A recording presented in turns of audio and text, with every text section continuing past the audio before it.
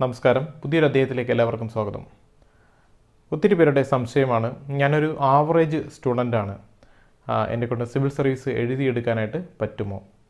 അല്ലെങ്കിൽ എൻ്റെ language skill വളരെ മോശമാണ്, എന്നെക്കൊണ്ട് സിവിൽ സർവീസ് അതുപോലെ വേറെ എന്തെങ്കിലും എക്സാമൊക്കെ എഴുതിയെടുക്കാനായിട്ട് സാധിക്കുമോ എന്നുള്ള ചോദ്യം. എങ്ങനെയാണ് ഒരാൾ ഒരു ആവറേജ് പേഴ്സൺ അല്ലെങ്കിൽ ആവറേജ് സ്റ്റുഡൻ്റ് ആകുന്നതെന്ന് മനസ്സിലാവുന്നില്ല. മാർക്കിൻ്റെ അടിസ്ഥാനത്തിലാണ് പറയുന്നതെങ്കിൽ അതൊരു സെറ്റ് ഓഫ് ക്വസ്റ്റിനെ നിങ്ങൾ അഭിമുഖീകരിച്ച രീതി അല്ലെങ്കിൽ ആ സമയത്തെ നിങ്ങളെ ജഡ്ജ് ചെയ്ത് വെച്ചിട്ടാണ് ആ ഒരു മാർക്ക് വരുന്നത്. മാർക്കിംഗ് സിസ്റ്റമൊക്കെ അങ്ങനെ തന്നെയാണ്. അത് വെച്ച് ആരുടെയും കഴിവിനെ ഒന്നും ജഡ്ജ് ചെയ്യാനായിട്ട് സാധിക്കത്തില്ല. അപ്പോൾ മിക്കവാറും എല്ലാവർക്കൊക്കെ ഒരുപോലെ തന്നെ കഴിവ് തന്നെ ആയിരിക്കും. അപ്പോൾ നിങ്ങൾ എങ്ങനെയാണ് അതിന് ആ എക്സാമിന് പ്രിപ്പയർ ചെയ്തത്, എക്സാമിന് എങ്ങനെയാണ് പ്രാക്ടീസ് ചെയ്തത് എന്നതിനെ അപേക്ഷിച്ചിരിക്കും നിങ്ങളുടെ മാർക്കും കാര്യങ്ങളും. അങ്ങനെയാണ് നിങ്ങളൊരു ആവറേജ് സ്റ്റുഡൻ്റ് അല്ലെങ്കിൽ ആവറേജ് മാർക്കുള്ള സ്റ്റുഡൻ്റായിട്ട് മാറിയത്. അപ്പോൾ നമ്മളിന്ന് ചർച്ച ചെയ്യുന്ന വിഷയം എന്ന് പറഞ്ഞാൽ എങ്ങനെ നിങ്ങളുടെ ലാംഗ്വേജ് സ്കിൽ ഇമ്പ്രൂവ് ചെയ്യാം. എസ്പെഷ്യലി ഇവിടെ ഇംഗ്ലീഷ് ലാംഗ്വേജ് എങ്ങനെ ഇമ്പ്രൂവ് ചെയ്യുന്നതാണ് ഒത്തിരി പേര് ചോദിക്കുന്നത്. അപ്പോൾ അതിനെ പറ്റിയുള്ള മറുപടി തന്നെയാണ്. ലാംഗ്വേജ് ഏത് തന്നെ ആയിക്കോട്ടെ, ഹിന്ദിയോ ഇംഗ്ലീഷോ സ്പാനിഷോ ജർമ്മനോ എന്ത് തന്നെ ആയാലും ലാംഗ്വേജ് കമ്മ്യൂണിക്കേറ്റ് ചെയ്യാൻ വേണ്ടിയിട്ടുള്ളതാണ്. അപ്പോൾ ഈ ലാംഗ്വേജ് സ്കില്ല് എങ്ങനെ ഇമ്പ്രൂവ് ചെയ്യാം എന്ന് പറയുന്നതിന് മുമ്പായിട്ട് ആദ്യം ഒരു കാര്യം ശ്രദ്ധിക്കുക. Don't be afraid of mistakes എന്നുള്ള കാര്യമാണ്. അതായത് എന്തെങ്കിലും തരത്തിലുള്ള മിസ്റ്റേക്കുകൾ, അത് സംസാരിക്കുമ്പോൾ ഗ്രാമാറ്റിക്കൽ മിസ്റ്റേക്കോ അല്ലെങ്കിൽ വൊക്കാബുലറി പ്രോബ്ലമോ പറയുന്നത് മറ്റുള്ളവർ തെറ്റായിട്ട് ജഡ്ജിമോ എന്നൊക്കെ വിചാരിച്ചിട്ട് സംസാരിക്കാതിരുന്നു കഴിഞ്ഞാൽ ഒരിക്കലും ലാംഗ്വേജ് ഇമ്പ്രൂവ് ചെയ്യാനായിട്ട് സാധിക്കത്തില്ല. അതിപ്പോൾ മദർ ടങ് ആയാലും ശരി തന്നെ, മാതൃഭാഷയിൽ നമ്മൾ ഉപയോഗിക്കാത്തിടത്തോളം അത് ഇമ്പ്രൂവ് ചെയ്യത്തില്ല. അപ്പോൾ എന്ത് ചെയ്യണമെന്ന് വെച്ചാൽ അത് യൂസ് ചെയ്ത് തുടങ്ങണം. ലാംഗ്വേജ് യൂസ് ചെയ്താൽ മാത്രമേ, ലാംഗ്വേജ് എന്ന് തന്നെയല്ല എന്ത് കാര്യമായാലും യൂസ് ചെയ്താലേ നമുക്കത് ഇമ്പ്രൂവ് ചെയ്യാനായിട്ട് സാധിക്കത്തുള്ളൂ. അപ്പോൾ don't be afraid of mistakes എന്നുള്ളതാണ്. രണ്ടാമത്തെ കാര്യം, സറൗണ്ട് യുവർ സെൽഫ്. അതായത് ഇപ്പോൾ ഇംഗ്ലീഷ് ലാംഗ്വേജ് നിങ്ങൾ ഇമ്പ്രൂവ് ചെയ്യാൻ ഉദ്ദേശിക്കുന്നുവെങ്കിൽ നിങ്ങളുടെ എൻവയോൺമെൻറ്റിൽ, നിങ്ങളുടെ ചുറ്റും, നിങ്ങൾ ജീവിക്കുന്ന കാര്യങ്ങൾക്ക് ചുറ്റും അതിൻ്റെ സാന്നിധ്യം കൊണ്ടുവരണം. അതെങ്ങനെ ചെയ്യാമെന്ന് വെച്ചാൽ, ഇപ്പോൾ പഠിക്കുന്ന റൂമിൽ ഇംഗ്ലീഷ് ബുക്കുകൾ അല്ലെങ്കിൽ ഇംഗ്ലീഷ് ന്യൂസ് പേപ്പർ വായിച്ചു തുടങ്ങാം. പിന്നെ സ്ഥിരമായി കേൾക്കുന്ന മ്യൂസിക്കിൻ്റെ കൂടെ തന്നെ ഇംഗ്ലീഷ് പാട്ടുകൾ കേൾക്കാം. അർത്ഥമൊന്നും മനസ്സിലാവണ്ട, എന്നാലും ചുമ്മാ കേട്ടോളൂ. അതുപോലെ സബ് ടൈറ്റിലുള്ള ഇംഗ്ലീഷ് മൂവീസോ അല്ലെങ്കിൽ സീരീസോ ഒക്കെ കാണുന്നതും ഒക്കെ ലാംഗ്വേജ് ഇമ്പ്രൂവ് ചെയ്യാനായിട്ട് സഹായിക്കും. അപ്പോൾ അത്തരത്തിൽ നിങ്ങളുടെ എൻവയോൺമെൻറ്റിൽ ഇത് കൂടുതൽ ഉൾപ്പെടുത്തുക.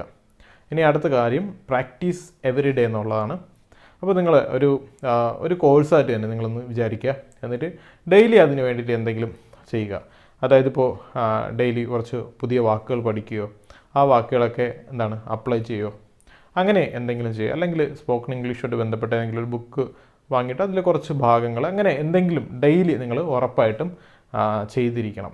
ഇനി അടുത്ത് പറയാനുള്ളതെന്ന് വെച്ചാൽ, നമ്മുടെ അടുത്തുള്ള ആൾക്കാരുമായിട്ട്, അതായത് പാരൻസുമായിട്ടോ അല്ലെങ്കിൽ ഫ്രണ്ട്സുമായിട്ടോ റിലേറ്റീവായിട്ടോ ആരുടെടുത്തെങ്കിലും ഈ ഒരു പ്ലാനെ പറ്റി പറയാം. അതായത് ഞാനിപ്പോൾ ലാംഗ്വേജ് ഇമ്പ്രൂവ് ചെയ്യാൻ ശ്രമിക്കുകയാണ്, അപ്പോൾ അതിന് വേണ്ട ഒരു സപ്പോർട്ട് തരണമെന്ന്.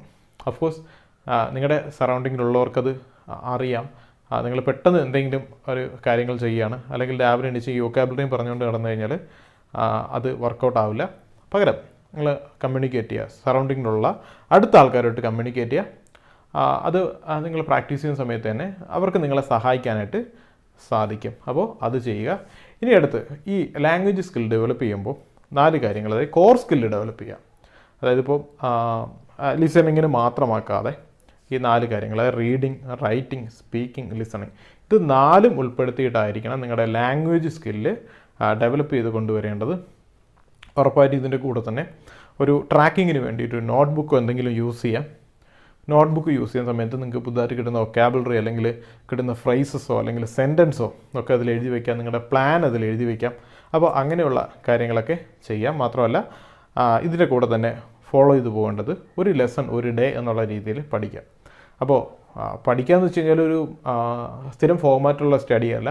ഇപ്പോൾ നിങ്ങളൊരു ബുക്ക് വായിക്കുകയാണെന്നുണ്ടെങ്കിൽ ഒരു പെർട്ടിക്കുലർ പോർഷൻ പെർ ഡേ വായിക്കുക. അല്ലെങ്കിൽ ഒരു കോഴ്സ് ലൈക്ക് ന്യൂസ് പേപ്പർ വായിക്കുന്ന കാര്യമാണെന്നുണ്ടെങ്കിൽ ഡെയിലി ഒരു ഷെഡ്യൂൾ അതങ്ങ് വായിക്കുക. അപ്പോൾ ഡെയിലി നിങ്ങൾ ഇതിന് വേണ്ടിയിട്ട് എന്തെങ്കിലും ചെയ്യുക. അതിപ്പോൾ നിങ്ങളുടെ ഡയറിയിലോ ബുക്കിലോ കുറിച്ച് വയ്ക്കുക. അത് ഒരു സിസ്റ്റമാറ്റിക് ടൈം ഫോളോ ചെയ്യുന്നത് വളരെ നന്നായിരിക്കും. അടുത്ത കാര്യം മെമ്മറിയാണ്.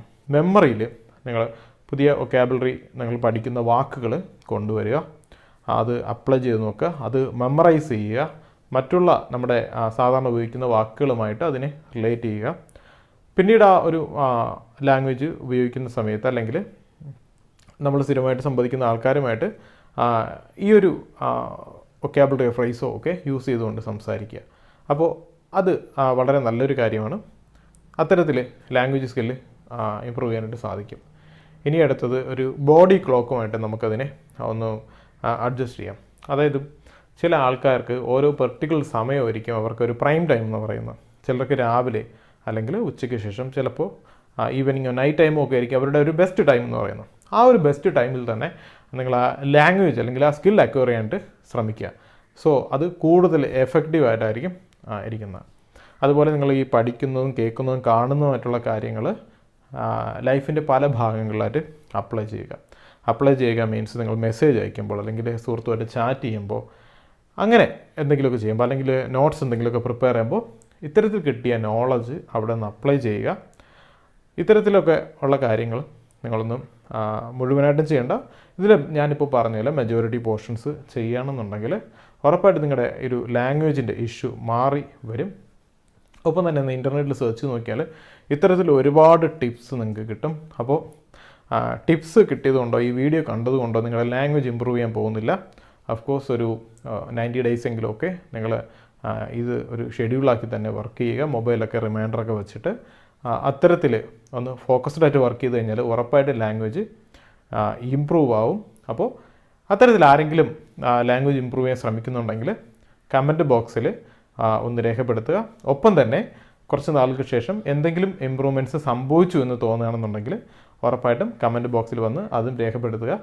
അപ്പോൾ വീഡിയോ ആദ്യമായിട്ടാണ് കാണുന്നതെങ്കിൽ ചാനൽ സബ്സ്ക്രൈബ് ചെയ്യുക. ഒപ്പം കണ്ടൻറ്റ് ഇഷ്ടപ്പെട്ടെങ്കിൽ ലൈക്ക് ചെയ്യാൻ മറന്നു പോകരുത്. നമുക്ക് മറ്റൊരു വീഡിയോയുമായി വീണ്ടും കാണാം. Good bye.